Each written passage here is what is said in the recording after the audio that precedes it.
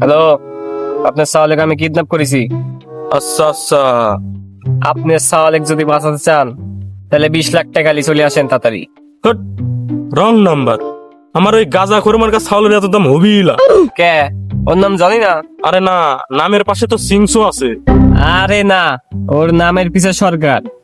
তারপরে ওর ঠোঁট কালো, শরীর ভাঙ্গা, চোখ দুটি লাল।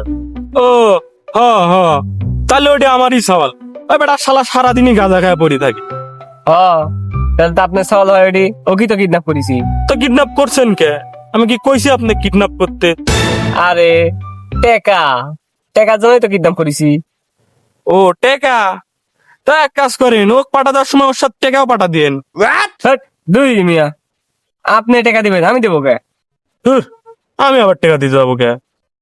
আরে আপনি সাওয়ালে কিডন্যাপ করেছি রে ভাই, এর লেগেই তো আপনি দিবেন।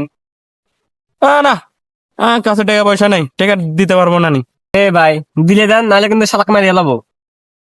আপনি খেপেন কে? কয় টাকা দেওয়া লাগবে কোন? 20 লাখ। আমার খরচ চাউলের তো এত দাম হবিলা, জেনে শুনে গাঁজা খায় পড়ে থাকে। তাহলে আপনি কোন কয় টাকা দিবেন?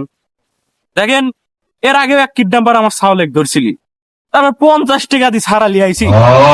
এখন কথা হচ্ছে, আপনারও থাক আমারও থাক, সুজা সুদি 100 টাকা দিব, আমার ছাওলেক ছাড়ি দিতে হবে। কিন্তু সত্য আছে এক খ্যানির ভিতরে, আমার কিন্তু 5-10 টাকা ডিসকাউন্ট দেওয়া লাগবে।